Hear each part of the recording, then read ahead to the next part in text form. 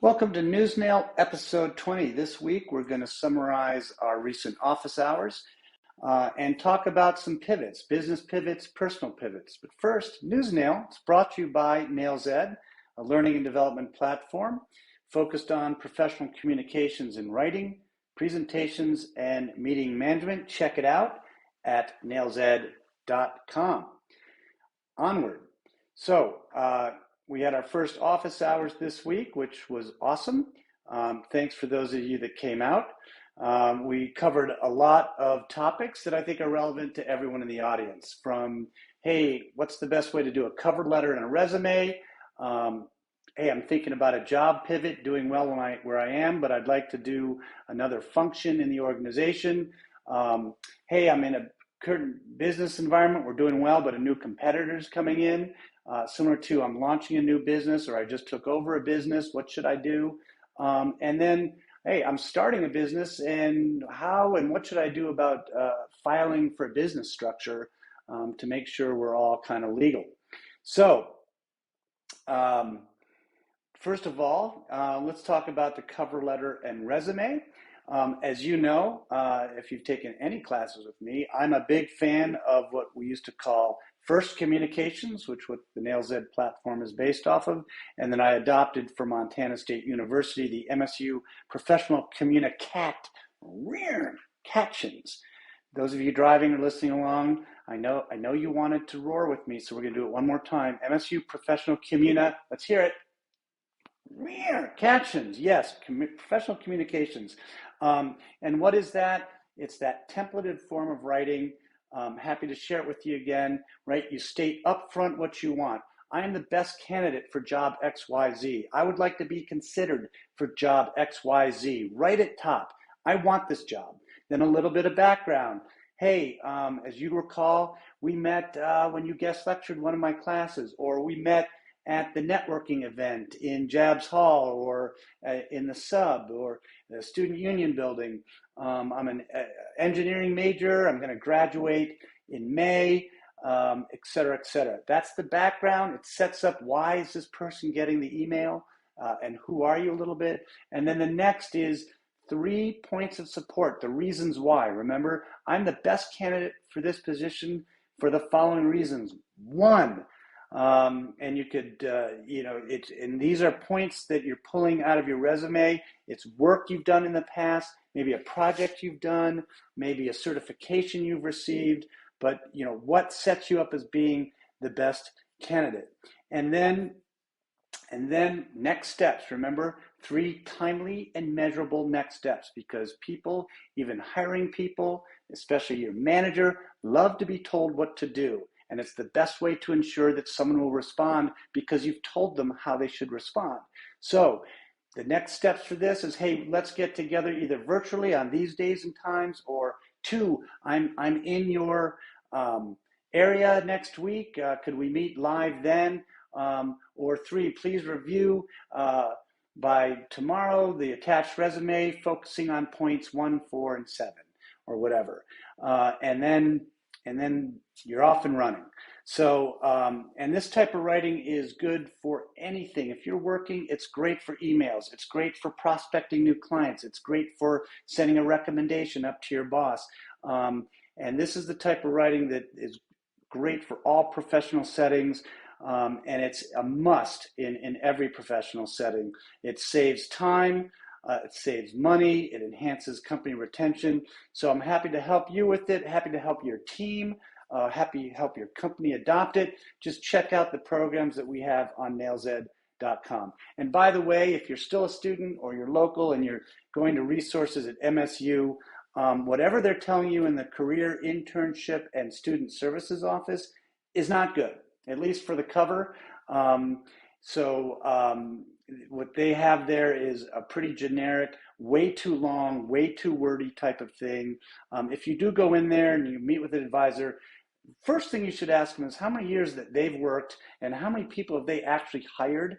And if you're not getting good answers, remember we got first communications, or as we called it, the MSU Professional Communa. Let's hear it now. Woo! Yeah, communications. Okay, onward. That's enough of that. Next, we talked about a job pivot, right? So it's important for those of you that have been in a job for a year or two. Let's say you're doing really well at what you're doing. You love doing it, but you'd love to move to another role in the organization. You're in customer service. You'd like to move to sales. You're in sales. You'd like to move to marketing. What should you do? And how do you go about doing it, right? And so the first of all is let your management know this is what you want to do. You might get some pushback from your current boss, especially if you're doing really well. But if they're good and they are perceptive, they're going to know that if you're good and the company needs to keep you, and for the good of the company, they should help you out. If they don't do that, we'll talk about what tactics you can do and advice you can do for that if they don't want you to talk with them. Also, sit down after that with the top level manager in the part of the organization where you'd like to move, and tell them, hey, this is what I want to do. I'm willing to take all the necessary steps to do it. Let's lay out the path and start making it happen. But here's what is definitely the path that will never make it happen is if you just sit around and wait for someone to notice you. I learned a long time ago that if you want to make something happen, you got to make it happen, right? And you got to make it happen like your life depended on it. Think of any big goal you've ever accomplished. You didn't accomplish it by thinking, I think I want to do this. Maybe I want to do this. No, you did it because you said, I really need to do this. I want to do this. And then you moved everything that you need to move. You took the steps you needed to make it happen. So, so let's say your manager in your current position says, Bob, we love you in sales and we want to keep you in sales and we're not going to let you move. And if you want to move, well, that might not be a long term for you here. And you go, all right, thanks. I get it.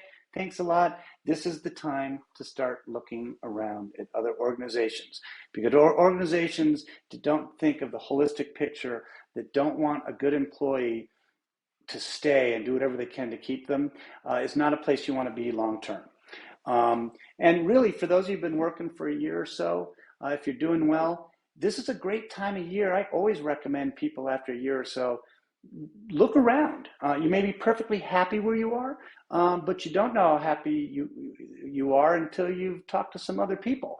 And worst case is you get a new job that pays you well and values you more and puts you on a path to where you want to go.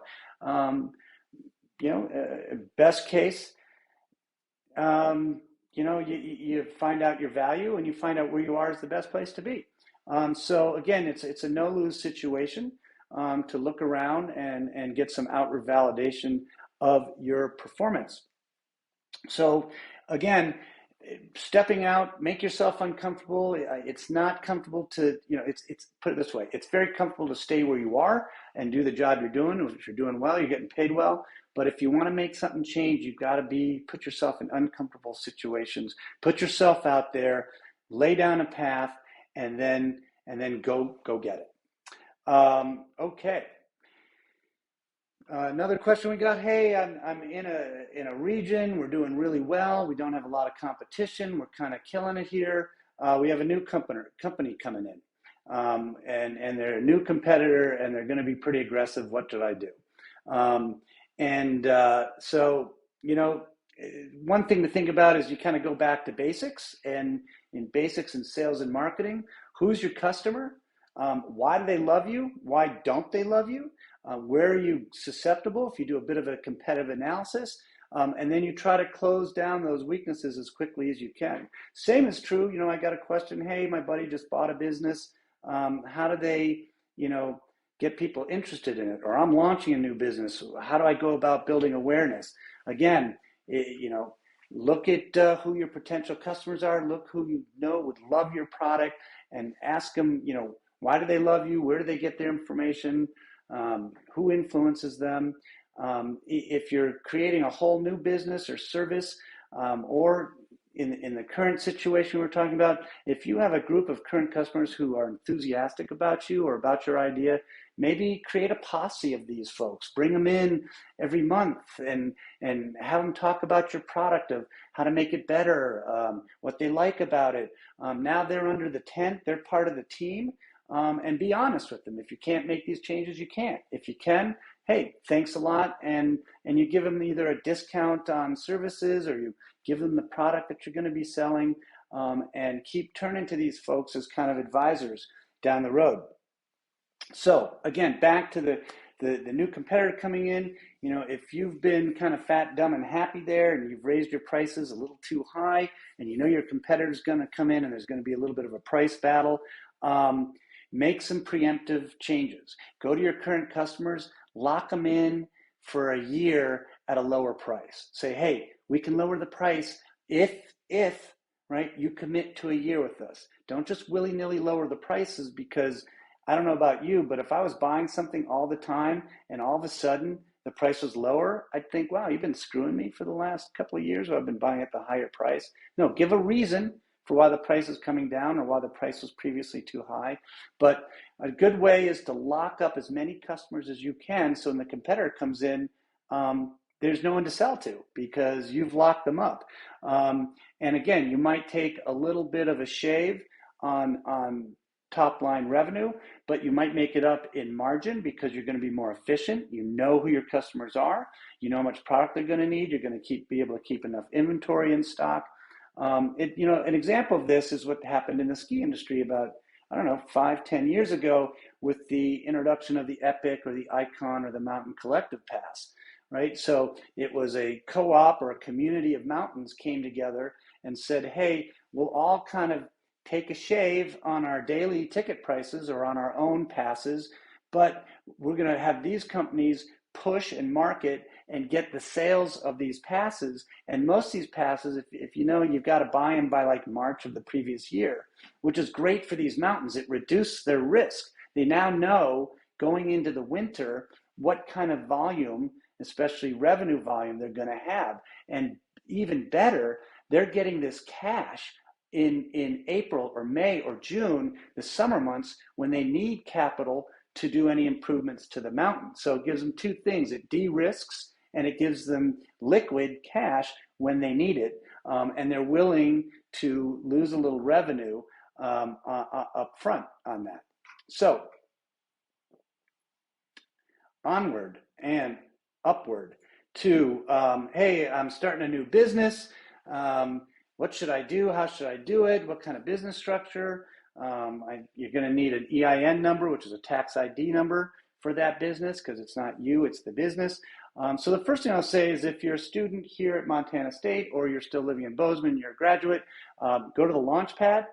It's a free service, and they get free support for setting up your business structure, and they have discounted legal costs, they have discounted accountants, but setting it up, you can do it yourself. You go on, at least in Montana, on the Secretary of State's website. I think it costs about $20, and you can set up your business and file for an AEN or EIN number, or you may have to do that with an accountant. But anyway, you want to do this. You got to do this. Here's why: a couple of reasons, right? You have to create a legal entity that separates whatever your business does from your personal value and your personal savings. There's a couple ways to do it. You can be a sole proprietorship where you are the business, but if you're doing it with someone else, I highly recommend you set up an LLC, and you can do that individually. This is probably the best option. It's inexpensive. It treats the revenue and the income as part of your personal income, so taxes is a lot easier. But it creates what I was talking about before, the most important part, a legal separation between you and the business. And why is that important?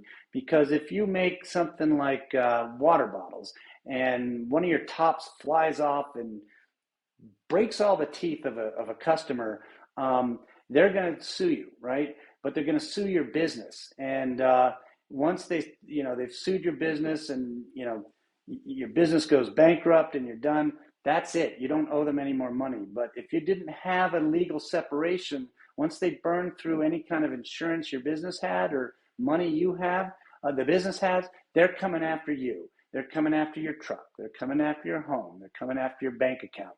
So you need to set up this legal separation between you and the business. When you do set these up, especially the LLC of an operating agreement and articles of organization, so they all have to have it. Again, when you file on the Secretary of State's site, they have a form you fill out for your articles of organization. Your operating agreement is something you can write up with your business partner. This sets out the rules and of who's doing what, the functional decisions. It defines who's a member of the LLC. If you each put in money, you document who put in what and who has what percent of the business, who gets distributions from the business. And that way you have a legal organization. If somebody leaves, it has written in there what happens when someone leaves. The company just doesn't dissolve. So that's a brief sum of office hours. Again, thanks for everyone who showed up. I really enjoyed catching up with all of you and being able to be in a position where I can provide any kind of help or support.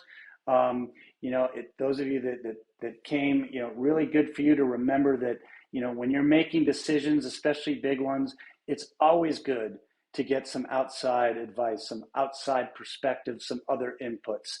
As you've probably heard me say it before, it's really tough to read the label from inside the bottle. It's nice to have someone who's on the outside provide some information and perspective. But remember, at the end of the day, it's your decision and you make it and you own it. If you don't own it, you'll never learn from it.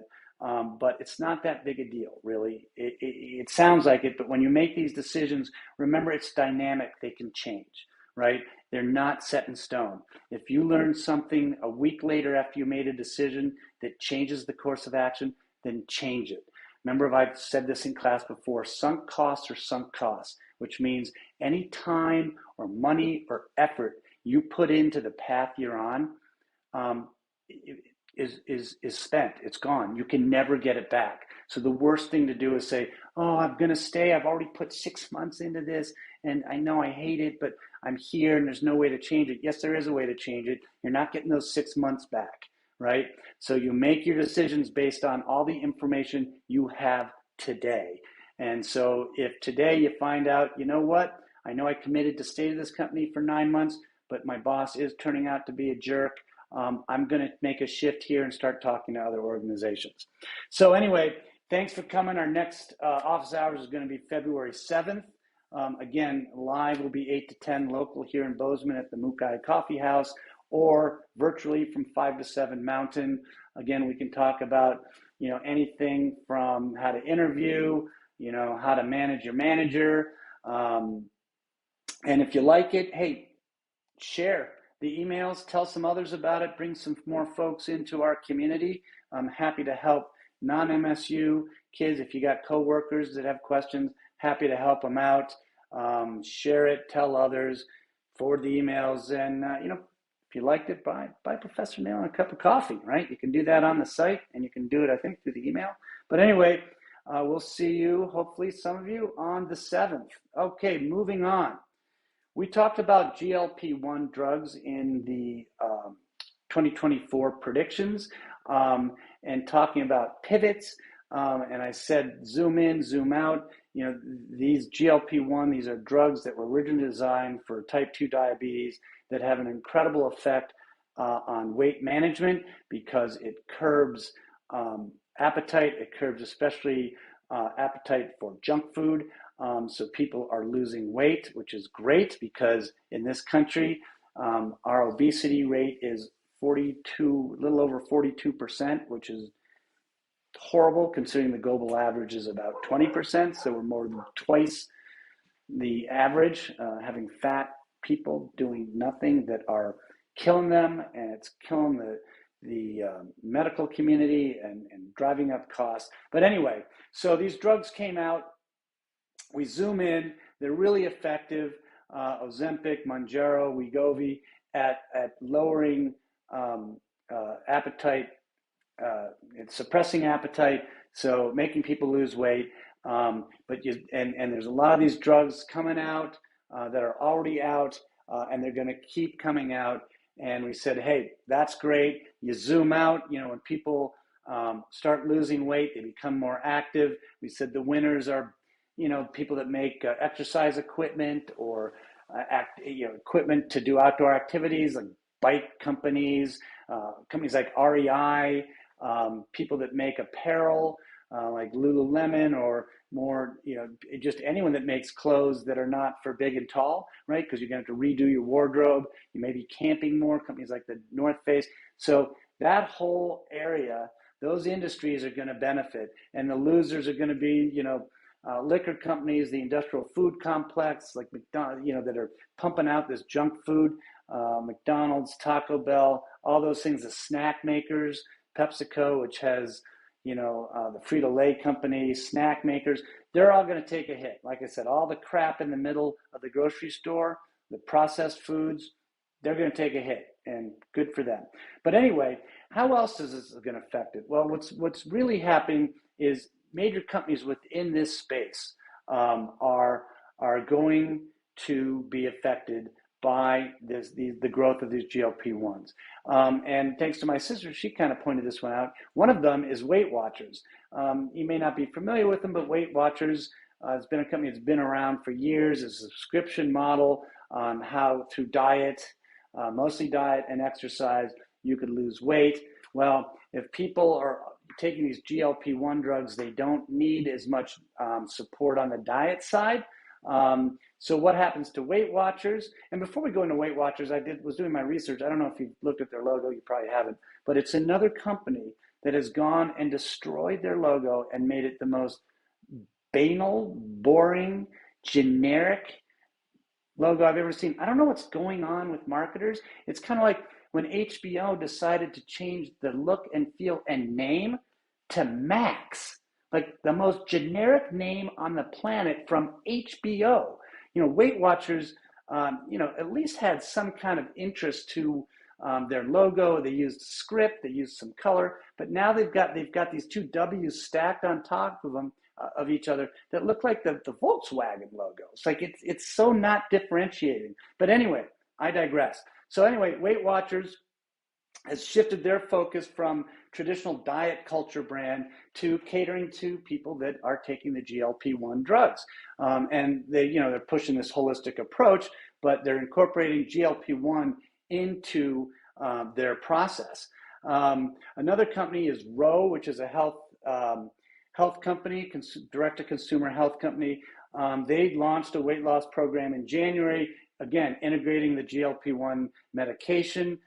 They can get you directly to the prescription and get it sent to you. They even have an injection type of device. And if you've seen their ads, if you watched any football last weekend, you saw their ads all over the place.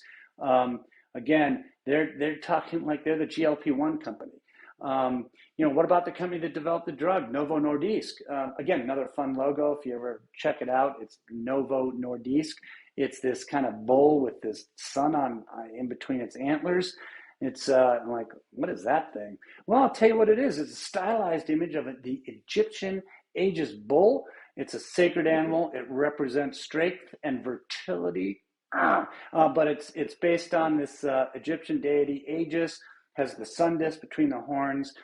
It's been their logo since 1923. Again, didn't change it, didn't make it more generic, didn't stack the N on top of the N. Anyway, so Novo Nordisk has become, since their launch of Ozempic, Europe's most valuable company by market cap. All of Europe, most valuable company by market cap. That's bigger than LVMH, which used to be the biggest one. They're the ones that make Hermes, high luxury products. They were by far and away the largest one by market cap, and now Novo Nordisk has passed them. And remember, market cap is multiplying all the outstanding shares by your share price. So if your share price is $10 a share and you got 1 million shares out there, your market cap is 10 million. But Novo Nordisk, their market cap is 430 billion with a B, huge. And what's happened with this company, 65% of all their drug sales is is Ozempic, and representing about 40 billion with a B in sales. With margins, they doubled from around 19%, nearly doubled to 37%. Their margins are 37%. 37%. That's like 14 to 15 billion dollars in profit. Really good, really good. And it's going so well, they're unable to scale up their manufacturing to get enough of that drug out there. But what they've done is they've diversified the product portfolio a little bit. They've come out with Victoza, which is a once-a-day version of Ozempic. Ozempic is an injection you do once a week. Victoza is once a day. Not sure why that's a good idea. Not sure. I mean, I don't like needles. I wouldn't want to do it every day if I could do it once a week. But anyway, then they're launching another product called Saxenda, which is another version purely just for weight loss, not for type 2 diabetes and weight loss. And then finally, they are coming up with Rybelsus, which is the GLP-1 drug, instead of in an injection, in a tablet, like a pill that you can swallow. So they're doing their best to really capitalize on the launch of GLP-1 drugs. The only thing that would make me a little nervous if I was running Novo Nordisk is, great, make hay while the sun shines, but 65% of your business is in kind of one area. Hopefully they're doing research and drug development in other areas, because at some point this will drop off. In 7 years, they will lose their patent protection. There'll be generic versions of these drugs. And so their sales of all these will drop to almost nothing, but very little. So hopefully they're coming out with new versions, extended relief versions, or different drugs treating different diseases. So anyway, what other businesses have been impacted by this? And it will stay in the health field, like these digital health platforms. I'm not sure if you heard of Calibrate.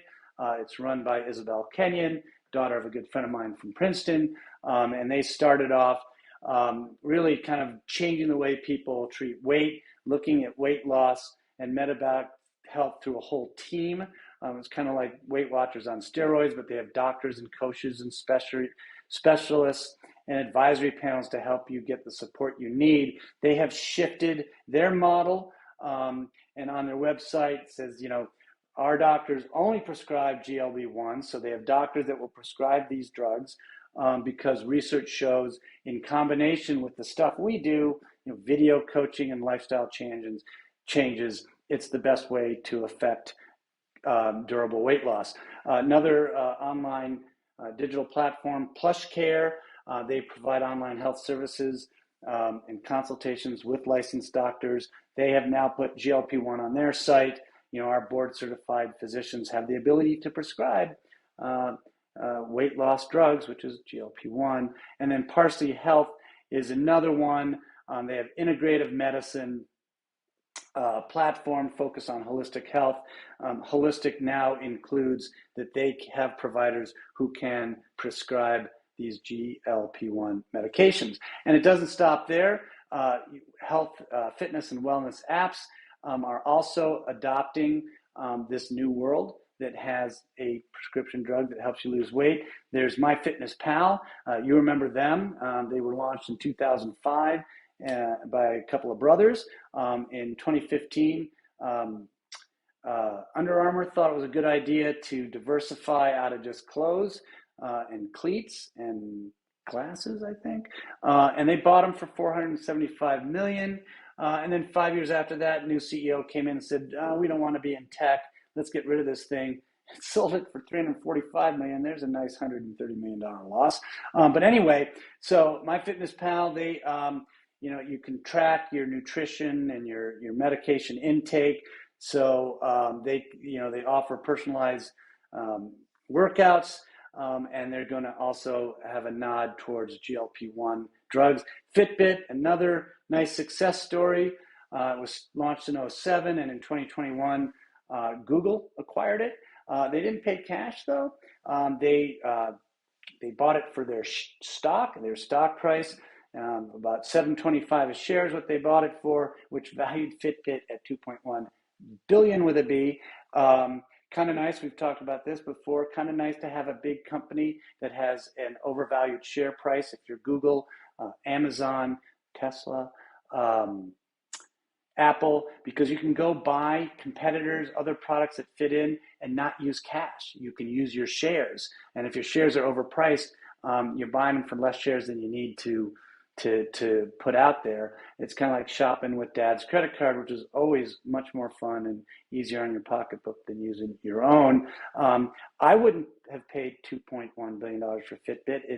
It's a one-dimensional device, and the Garmin watch and the Apple Watch incorporates all that Fitbit does, but it's still a watch. But maybe Google has some better ideas, which back to another thing we used to talk about, who's going to buy Peloton? Because who wants to get in this health, physical hardware appliance business? Maybe Apple, but we'll see. Anyway, third company in this health wellness app, there's Noom. Noom, again, was a subscription-based app. You may have heard of it. Uses behavioral psychology to promote healthy habits. They could customize their fitness and nutrition plans to complement the effects of GLP-1 drugs. So kind of in a nutshell, the zoom out, zoom in, GLP-1 drugs, going to change the culture. Everything that supports that culture, from clothing to healthcare to exercise to diet management, is going to be effective. And so that kind of wraps up this week's NewsNale. Remember, February 7th is our next office hours. Would love to see you there, and hope you have a great week. And until then, a great couple of weeks. And again, thanks for joining us for this NewsNale, brought to you by NailsEd, our learning and development platform focused on better professional communications and writing, presentations, and meeting management. So, and thanks to who helped us put this NewsNale together. We got Sky Montana and Abby Soroka in production with our intern Ruby. Music by Slade Hudson, of course.